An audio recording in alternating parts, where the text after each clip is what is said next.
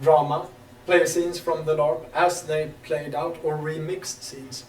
You could do some kind of almost like a foreign theater thing, where we take one scene from the LARP and like, how could we have changed this scene? Who could have stepped in and changed this scene? Flash forward, what happens 10 years from now, or 3 years ago? What actually made Philistine the person she is, or the fish. Research, let the students research information with their character as a starting point.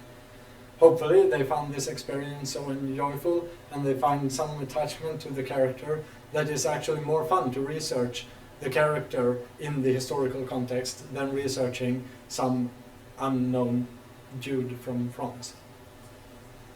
Like if this character would have actually been an historical character. Finding answers to questions that arose during or after the LARP. Arise. Yes. Arouse is... But it's arise or arose, maybe, possibly, if Well, it's... even Yeah. if there was arouse is Yeah. inappropriate. That's something completely different. Yes. Art. Finding pictures, paintings, or photos relating to the relevant context. Of course, depending on what subject we're working with. Or make painting depicting characters or scenes from the LARP. And they are based on the LARP being a common experience shared by everyone in the class.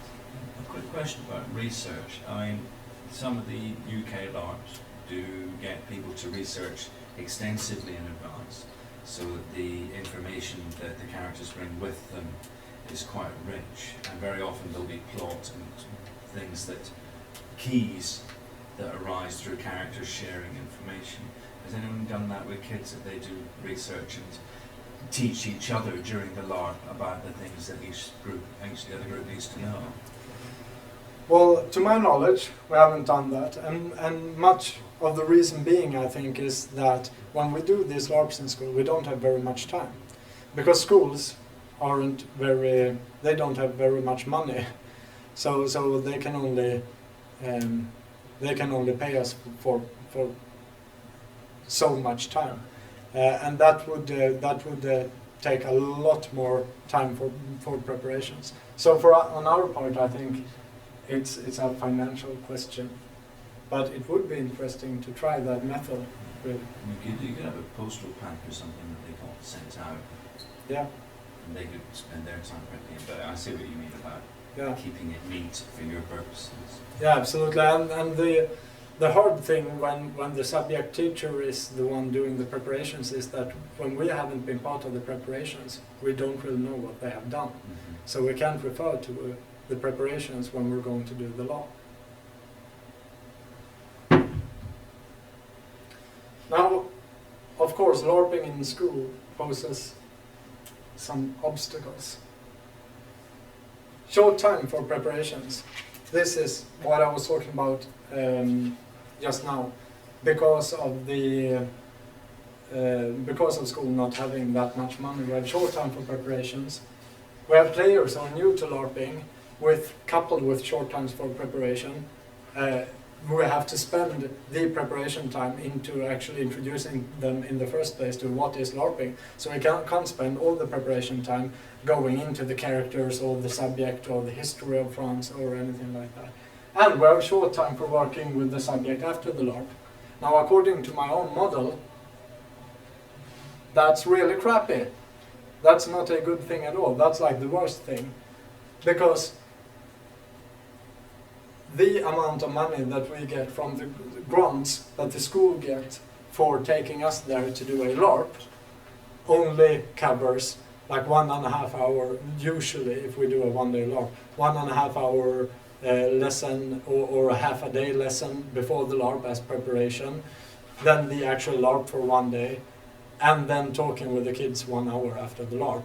And then we have like information packages for the teachers with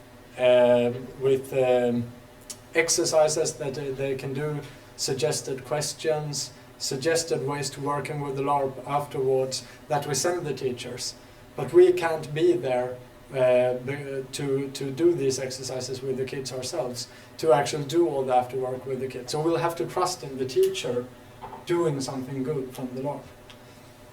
Now all of our projects aren't like that. We have one project where we get to follow the same class for 3 years, actually 2 classes for 3 years.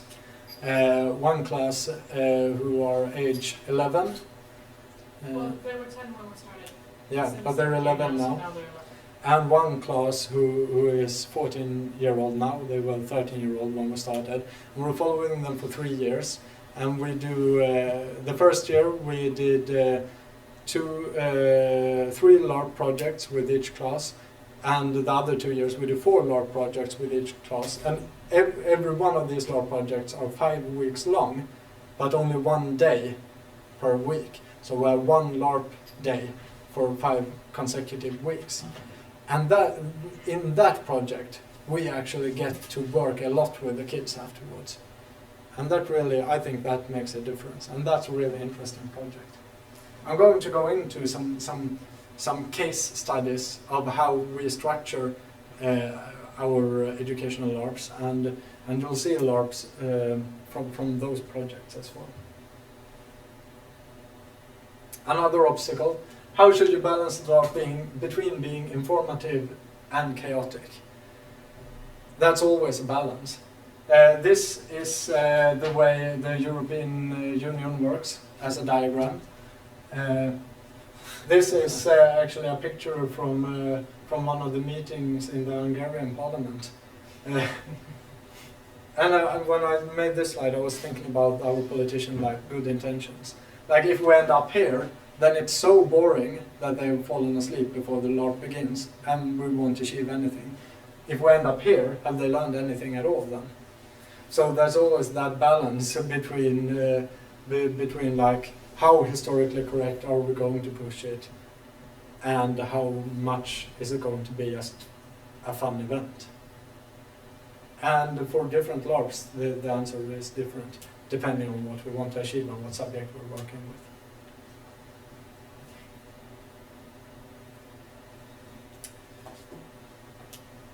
Other obstacles, bleed. We were discussing bleed before, bleed in and bleed out. And when it comes to young players, especially players who haven't LARPed before, they have a hard time to distinguish between character and player. So that's, we call that prestige bleed. They get upset when something in the LARP, when their character doesn't succeed in the LARP. That's an obstacle, because many of the LARPs are based on a lot of characters not succeeding with their goals. For instance, the Long Live the Revolution LARPs. Well, a lot of character who doesn't succeed with their goals, or who in some way actually makes a downward spiral during the LARP and ends up in a really bad place. This is an obstacle, and we try to emphasize when we're LARPing with the kids, like the difference between the player and the character, and how, if things go bad for the character, how that can be really interesting for you and really fun to explore and things like that. How do you deal with the fact that it's compulsory? So, like in the case like yesterday, everybody wanted to do it. Yeah. Like, people signed up and traveled from all across the UK to come and do it. But if you do it to a class, Yeah, the key words there, if they are really reluctant, is that, well, this is actually part of your education and it will count against your grade. When they know that, then they will at least go through with it. And when we make them take the first steps into the workshops, they are quite reluctant sometimes in the beginning. But then they find out that it is quite fun in the workshop, and that the LARP is fun. And one of the most common things that we get afterwards, when we have the discussions afterwards, when we ask them, what do you think about the LARP? And do a round, more or less like we did yesterday. One of the most common results is that they say, well, it was actually more fun than I thought in the first time. So if we have classes who have done at least one LARP before, then that reluctance goes down. But it's all about making a good, like not doing the most crazy drama exercises like the animal exercise, the first thing you do. So you like have have that staircase of embarrassment in your exercises and things like that.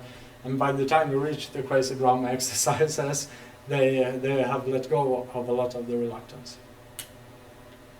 Do you want to add something? Yes, I would like to add that we do have kind of because if you say to a group of 15-year-olds, you don't have to do this, then they look like they really want to do this if they do it.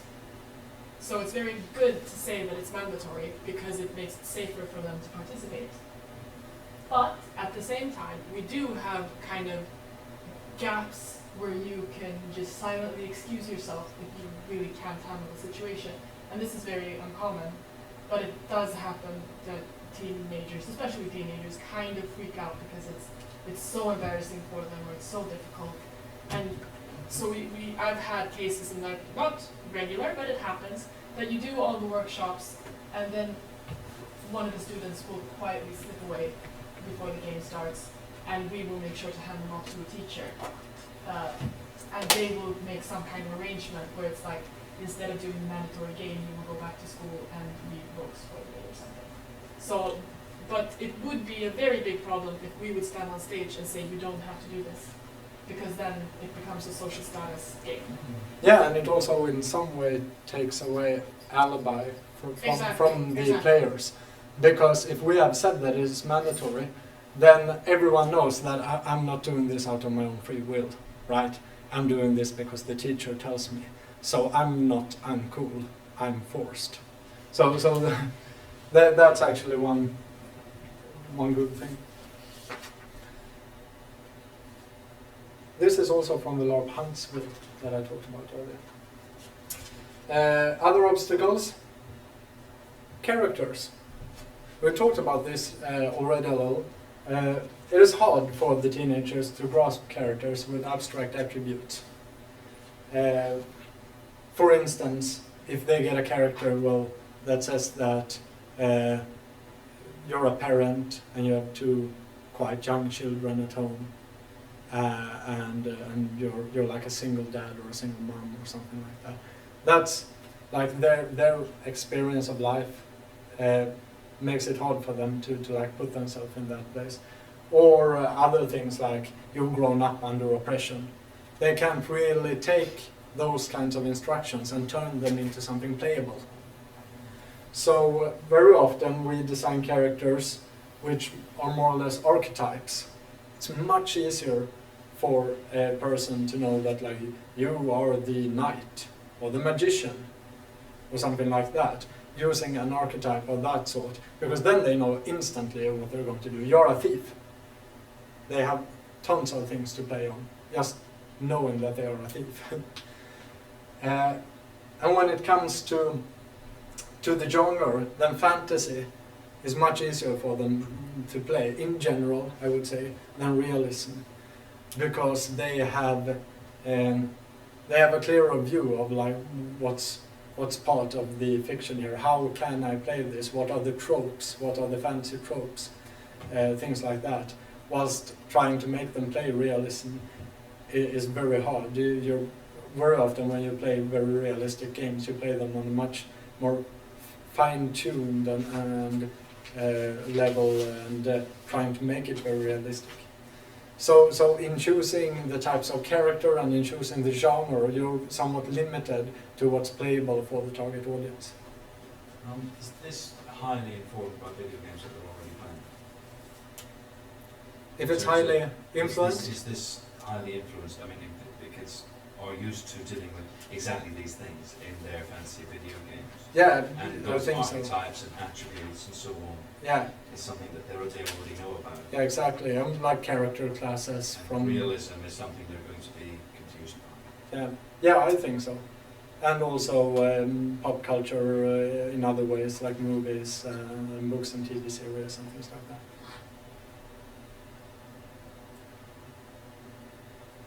We touched upon this already, a little social status among teenagers. LARPing is uncool, but it's easier the more you dress up.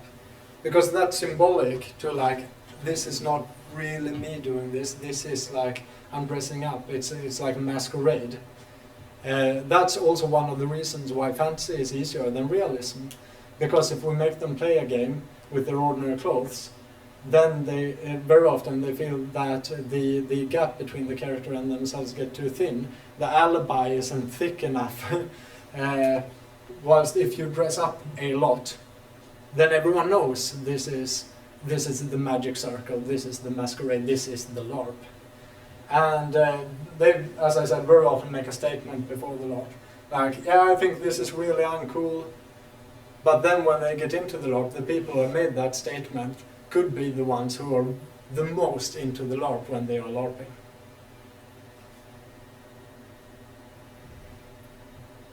Another thing which isn't very much an obstacle, but it has pros and cons to it. This is actually also from Long Live the Revolution. In one run we had a group of nuns when we played it in a church instead of at an inn. So they were taking shelter in the church. The alibi of the character makes actions that otherwise would deviate from the player's ordinary behavior socially acceptable, which has pros and cons to it. Pros to it, relatable to what I talk about when it comes to personal development. I might want to explore an aspect of myself, and the game being a somewhat of a safe zone, I could take on a character that has those aspects that I want to explore within myself. If that turns out right, then they might gain some insights. On the other hand, when they explore those aspects, they might, what's it called in English? I have some notes on it. They might be socially punished in off-game or maybe in-game for exploring those aspects. One example I have of this is, well, in almost all our LARPs, character-wise, is designed like Long Live the Revolution, where you have the same character and you have a male name and a female name, and anyone gets to choose any name. So we don't have gendered characters. And there was this one student who was a guy, but he wanted to play the LARP as a woman. And the teacher was making fun of him for making that choice. And that was so jaw-dropping. I didn't know, like, this is not even the other students. This is the teacher doing this. That only happened once, but I was shocked about that. Have you had cases where maybe participants didn't want to play a character because of maybe their beliefs or their principles, and although it's a character who should be dissociated from themselves, they just couldn't do it? Or? Yeah, not very much in our LARPs, but there was one LARP that was hosted for a school class where one or a few of the participants were, what's it called in English? Jehovah's Witnesses. Yeah, they were Jehovah's Witnesses. So they weren't allowed to participate in any rituals that weren't the Jehovah's Witnesses rituals, even though it was make-believe rituals. And the LARP was a lot about religion, but it was a make-believe religion, a fictionist religion with fictionist rituals. So then they had to specially rewrite the characters for them, so they didn't have to partake in these fictional religious rituals.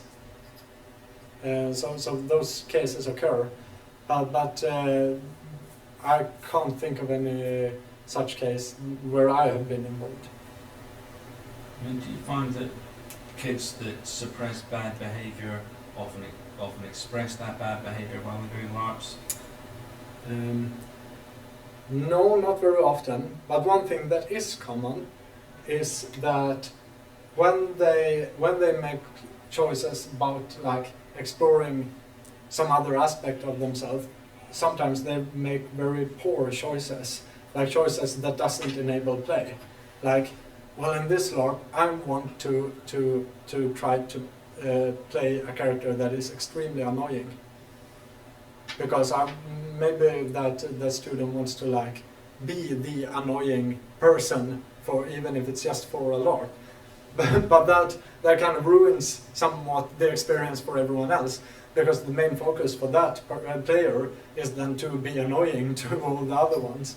So that is also an obstacle of this, but not in that way. I think. I mean, it's just that there is historically people have used role playing as an excuse for racist and sexist behaviour, and they said, well, that was a character, and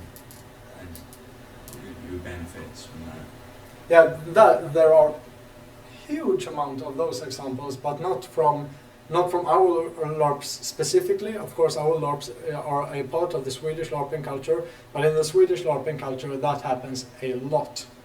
There was one very good lecture held at the LARP convention Prologue called Ethnicity and LARP, where there were two people holding that lecture who the whole lecture was based around a lot of stories of racism that they have had encountered during LARPing. It's very common, and it's also very shocking that people actually come up to players who might not be Caucasian and say, you know what, I'm going to play racist towards you during this LARP, because that's my character.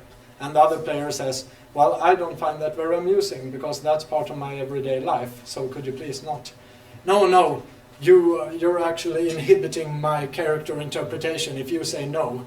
So I'm going to force racism upon you during this LARP, because I'm free to play my character in that way. And to me, that's like, yeah, that's horrible. But it occurs Is it just a lot. belief? What? Is it just what they repress things about themselves? I have no idea. I think that they can't see the actual off-game social structures that they are enforcing by playing the game in that way, and how problematic that is off-game. That's just my own interpretation of it. So if there was a sense of writing that down, they're enforcing off-game social structures. Yeah, they're enforcing these bad social structures off-game by playing those kinds of things in-game. Is it part your designer's role in trying to engineer a role situation in which that might probably go? Yeah, we try to think as much as possible about our games being inclusive, and for instance, that we don't have gendered roles, that even though it is the French Revolution 1793, anyone can play anything. We also work a lot with representation. For instance, in the LARP that we played yesterday, we had, even if it was brief, a discussion about, is it good that Lars is the one playing Truffaut, because that is the stereotypical male character. Is it better if Teresa or Miriam plays Truffaut? Well, if this would have been a class of 13, 14 years old, then that might have been the better choice, because then we're working with representation, giving agency to maybe the girls in a class who want to play soldiers, but feel that they might not take that step unless one of the LARP organizers does that before them. So we work with that as well. But it's really common for like bad social structures to be enforced in play. For instance, like for reals, I've heard arguments that, well, it's okay for me to be sexist towards women because that's the way it was in the fantasy times. And like, in the fantasy times, what the fuck is the fantasy times? Like, we're playing a make-believe society. We can have that society any way we want. But they're actually referring to the fantasy time as some kind of historical period where sexism was very common. Well, in America, that actually was a historical period. So I guess you get back to the point of when you re-explore past literature, for instance, and yeah. Like, for instance, if you like fantasy and horror, you're probably going to like Lovecraft and that kind of thing. So Yeah. you're going to read Lovecraft nowadays, it's fairly unsettling sometimes, you know. Yeah. But you can't criticize too much the actual quality of the horror that's being portrayed. But you can disagree with the morals and the politics. And Yeah, and since we're remaking it into a LARP today, if we're doing that, we can make our own choices now. And that's like, we have to make conscious choices for that thing. Just also a brief comment on how when we do modern day LARPs, we often have as a rule, no one will play a racist character. That is not an acceptable character choice in this game. Yeah. And it's very important, I would say. And also, anyone who finds this interesting, the whole thing with, there's a really big discussion going on about these things and bad social structure and upholding it in LARP. And sadly, so far, mostly that discussion I think is in Swedish right now, regarding LARP. But on a bigger scale, you know, within fantasy and science fiction, maybe some of you are reading this already, but this is like all over the internet, this discussion. It is very, like, Yeah, if you know where to it's look. very intense. there was some similar sort of like discussions when L.A. Noire was released as well. When? So L.A. Noire, the Rockstar game. Oh, yeah. So when L.A. Noire was released, you had a little bit of gender patronizing into it, but you still had representation of 1940s racist America. And they, although dumbed it down, they didn't completely eradicate it. And it was a designer's decision to still, that it was actually something that would really help to get the whole atmosphere and the setting into it. And there was quite a lot of discussion about it. I don't know if anything of substantial came out of it, because there was a lot of discussion as to, okay, they're remaking a game about that period, but they're making it now. Do they really need to do this? I actually thought it was very good in it, Lars. I didn't play all of it, but a lot of the script and because there's often a big clash between there's so many crappy games where your character does stuff that is idiotic. But that one, yeah, he was always going to say something staggeringly inappropriate and rude, but it was, I don't know whether it was funny for people who were Jewish or people who were black. I didn't play it. And when it comes to LARP, like, it can be a valid, I'm not saying that it's not a valid decision to make a LARP about racism or homophobia or things like that, but it's about what responsibility do I as an organizer for that LARP have? How do I work with the subject before, during and after? So that's a whole other discussion. And so, yeah, we can talk about that during the break. So in the last few minutes, I'm going to give you a few cases to like give you an example of what we work with. This is the LARP 2 years after, which is a math LARP, and people tend to find that quite interesting, like teaching math through LARP. And in the curriculum for these 13 years old, somewhat freely translated from the Swedish curriculum, it says that they should learn strategies for solving problems in everyday situations and in different areas, evaluation of the chosen strategies and methods, mathematical framing of issues from everyday situation and in different areas, simple mathematical models and how they are used in different situations. The structure of this project was that LVP is a Swedish abbreviation for us who work at our company. So it's the Leibverkstaden personnel, which I'm distinguishing between the subject teacher. In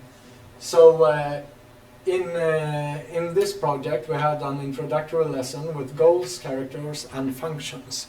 So we had both characters who they were going to play, and we also had functions in the group. Functions as you are the one who are going to question everything, or you are the leader, or you're the double checker who double checks everything, things like that. And the functions rotated between the LARPs, but your character stayed. So the next time we played, because we played 4 LARPs, in the next LARP we would rotate the function so that someone else became the leader, someone new became the person who questioned everything. Then we played a LARP with us and the subject teacher. And after the LARP I had a lesson with a review of the math content and its connection to reality. with us from the Larp workshop and the teacher. And then we repeated step 2 and 3 4 times, working with elementary arithmetic and equations. Now I was one of the head designers for this Larp, and to give you a short insight on like how could you actually work with math in Larps, the world for this Larp was a post-apocalyptic world where all the grown-ups had died. So there was some disease where all the grown-ups had died. So the oldest person in the Larp was 17 years old, played by Miriam and Teresa. They were two 17-year-olds. And it was 2 years after the disaster, and some children had been, these 13-year-olds had been hiding in a shelter, more or less for 2 years. And in the first game, it was actually right after the disaster when they start hiding in the shelter, and then we had put in boxes with dry food and things like that, and water.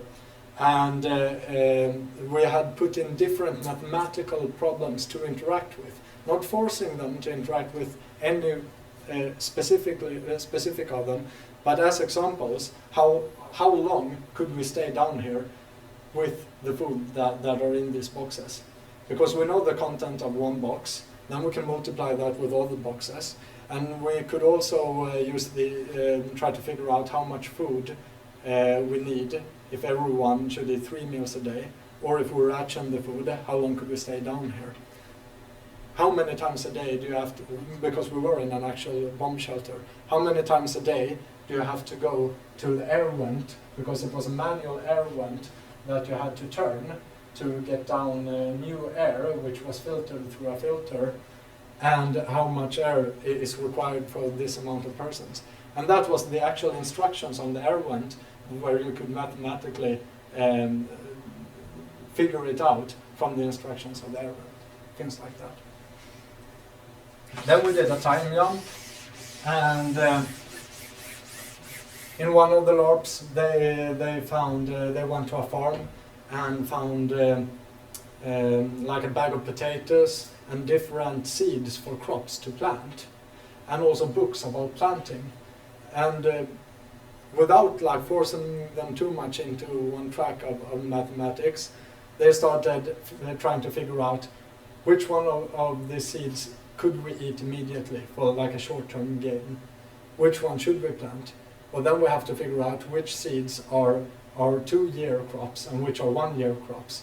How much must we eat to survive the winter in order for the crops to start growing, and things like that. Then we have to figure out how many seeds are there here, because in the book it says that you need like 10 seeds for 1 row, and we got a bag, and there are multiple ways to trying to figure out how many seeds are in the bag, and no one is wrong or right.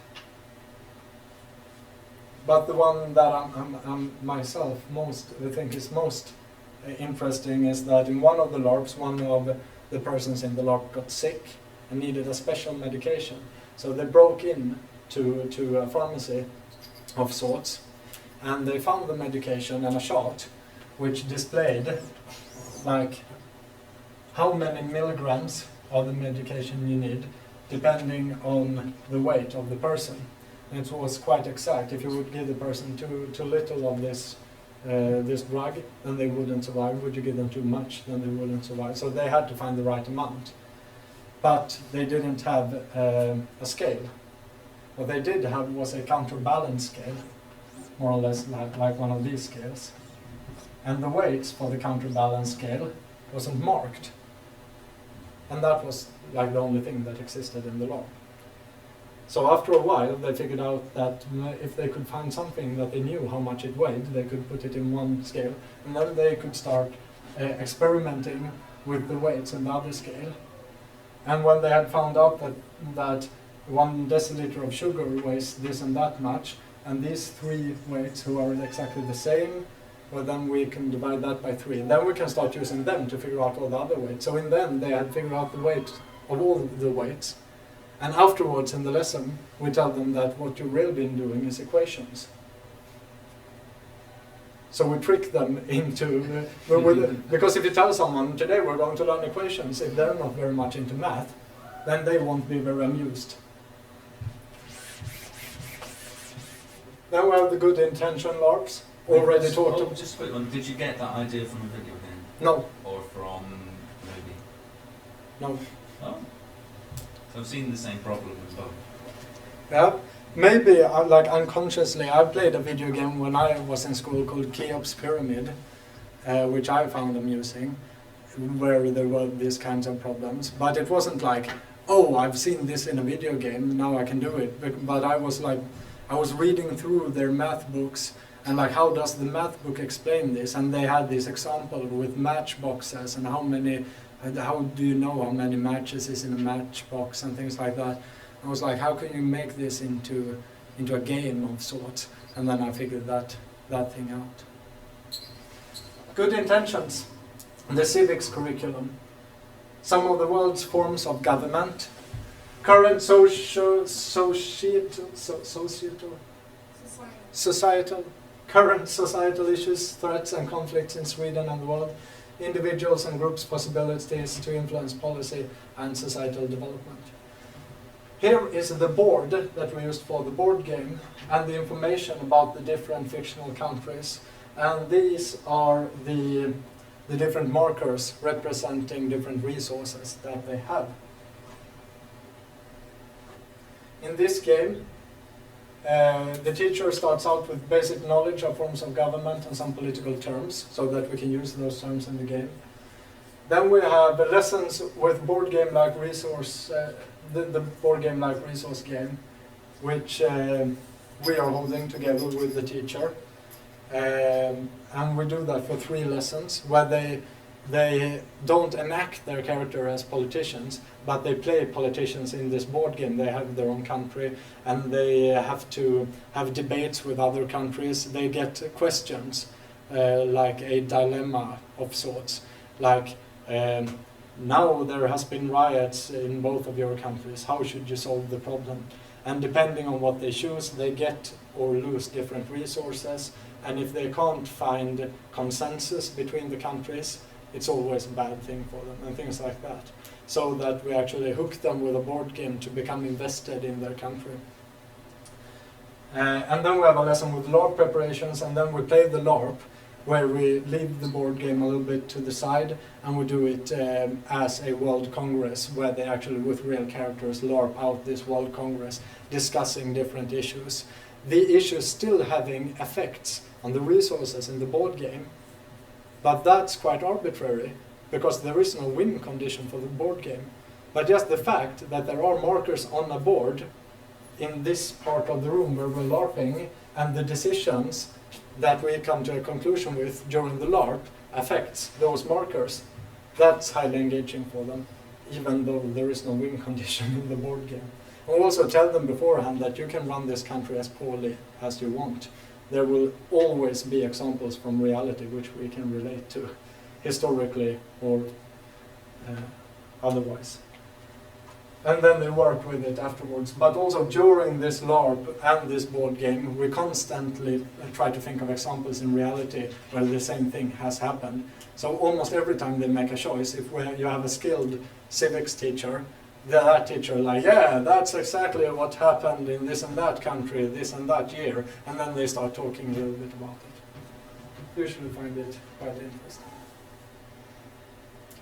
Then we have a game called The Hour Before Dawn, which is part of the physical training curriculum, physical movement in a variety of contexts, and it's also part of the norms and values curriculum. The goal of a school is for every student to renounce oppression and degrading treatment of their peers, as well as work actively to help others. So this is a game set in the Hunger Games world, where the teachers read or watch the Hunger Games with the students. Then we have an introductory lesson focusing on LARPing and characters. And then we have student game masters from the students who have played our games earlier, being game masters in the game, playing different, because there are a lot of NPCs in this game, which is like the threat to them when they play this game. And they play characters who are running through the woods trying to escape from one of the districts in Hunger Games, encountering different challenges. So as a group, they must overcome these challenges in a variety of physical environments, actually in the woods. And then we LARP it with us, the teachers and the student game masters, and the students of course. And then we sit around the campfire having a short debrief and an informal conversation about it. So it's very much a, they do it when they, classes in 7th grade, they get into a new class. So it's a lot about getting to learn the other people in the new class and working together with them as a group dynamics exercise. What? Yeah, it's a team building exercise. Do you run roller games outside Sweden or Norway? Well, not a lot of games that the people working in Larp sometimes voluntarily help out with the games, but outside of our everyday work because we can't get paid for it, but because we're really into the edu gaming scene. And some of those are outside of Sweden. Like there is one project in Belarus where they're using LARPing as a way to develop like culture for youths in Belarus that is about self-organizing and making your own cultural experiences. And it's a Norwegian project where we have helped out a lot. I would be interesting to know if there are some differences. Because from what I understand, this is very popular in Scandinavia, that kind of activities. Just probably not so much the case in other parts of Europe, for instance. I'd like to know if there were some differences in reception from the kids. But Actually, I know that they've done, the Norwegian organization, they've also organized children's LARPs in refugee camps in Yeah. for Palestinian kids who are in refugee camps there. With But- great success, I think. Yeah, but both in Belarus and in Palestine, they're taking like the Nordic LARP tradition and trying to build a LARP community there based on the Nordic LARP tradition, but then trying also to let go of the community to make them build their own LARP community. So this is in countries where there was no LARP community previously. We've reached the end, so if you have any questions, you could talk to me during the breaks.